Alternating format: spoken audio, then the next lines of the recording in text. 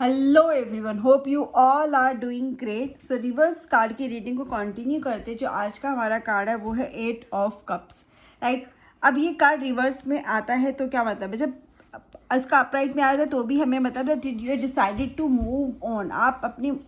Problem से या anything, मतलब मे बी कोई रिलेशनशिप से या जॉब से आप मूव ऑन कर चुके हो, ठीक है, या मूव ऑन करने का आपने कंप्लीट डिसाइड कर लिया। बट जब ये रिवर्स में आता है तो इसका क्या है कि ये दिखाता है कि आपको मूव ऑन करना है, आप मूव ऑन करना चाहते हो बट आप मूव ऑन कर नहीं पा रहे हो,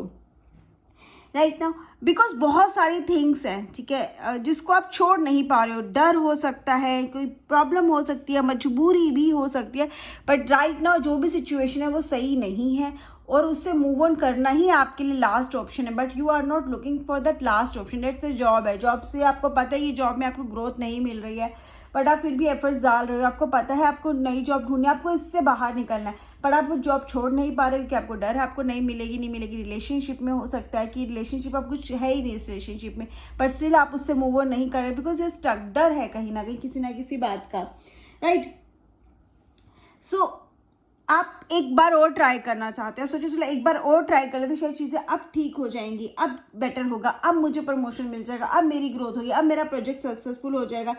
मे बी ऐसी फील्ड है जिसमें आपको रिजल्ट्स नहीं मिल रहे, आप एफर्ट्स कर रहे हो बट आपको चेंज नहीं करने, क्योंकि ऑलरेडी आप बहुत सारे एफर्ट्स पुट कर चुके हो। बट बेसिकली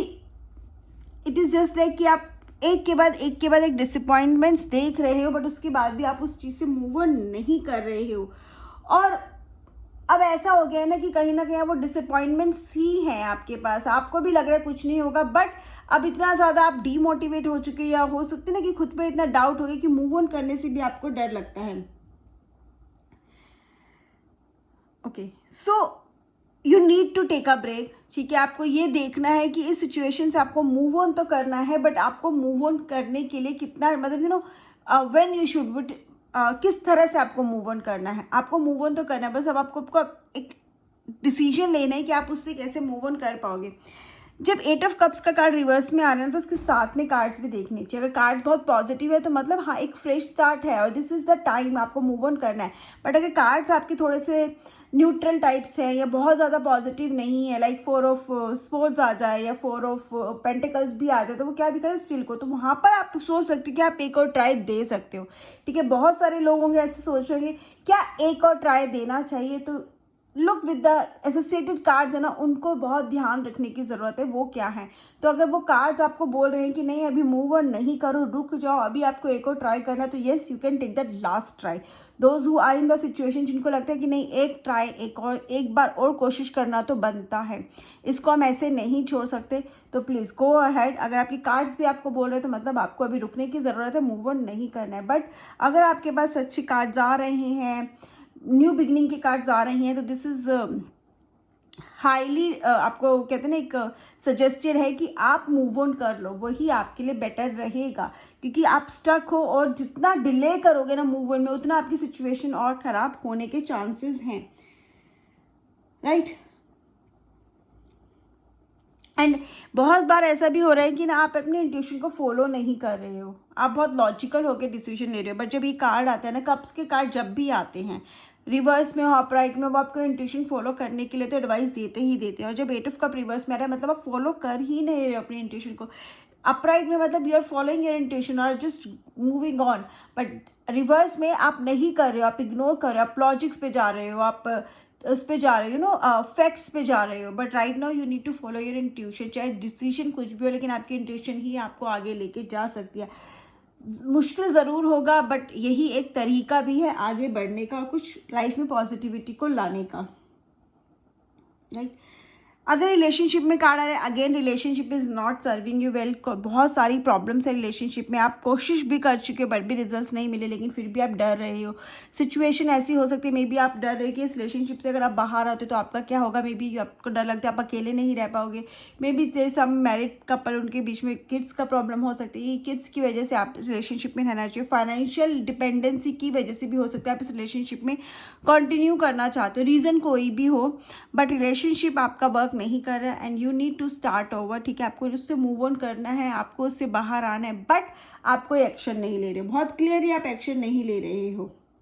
और अगर आप सिंगल भी हो तो भी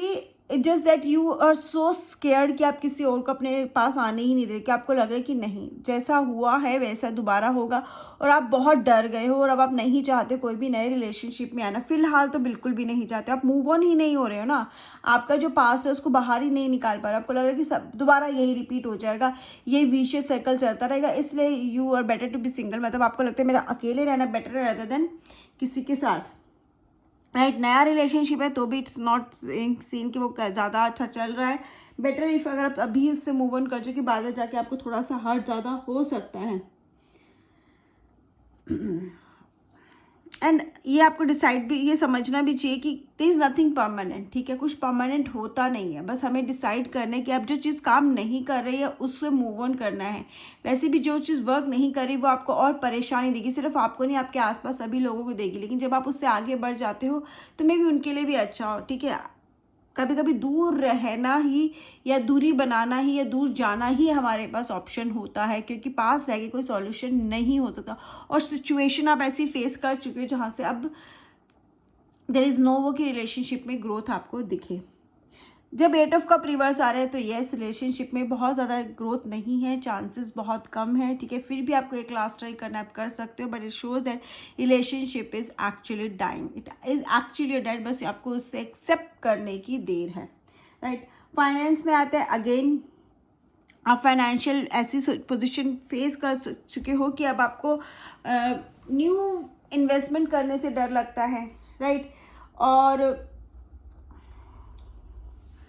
ठीक है, और आप बहुत ज़्यादा जस्ट लाइक कि आप जो भी कर रहे हो ना, फाइनेंसेस में जो भी इन्वेस्टमेंट भी कर रहे हो ना, उसका आपको रिटर्न्स नहीं मिले, उतना फ़ायदा आपको हो नहीं रहा है, लेकिन आप उस इन्वेस्टमेंट्स को ना ही तो आप मूव ऑन, मतलब कहते हैं ना, उसको बंद कर पा रहे हो, उसको कहते हैं ना क्विट कर दो, उसको वहीं पे स्टॉप कर दो, नई इन्वेस्टमेंट करो, क्योंकि नई इन्वेस्टमेंट में आपको लगता है कि नहीं, मतलब आप डर गए कि नहीं फिर वही हो जाएगा, और अभी जो भी है उसमें आपको इट्स लाइक नो रिटर्न जैसा लग रहा है। तो अब आपको लग रहा है कि ठीक है, अब जो चल रहा है चल रहा है, तो आप कुछ नया करने के बिल्कुल मूड में नहीं हो।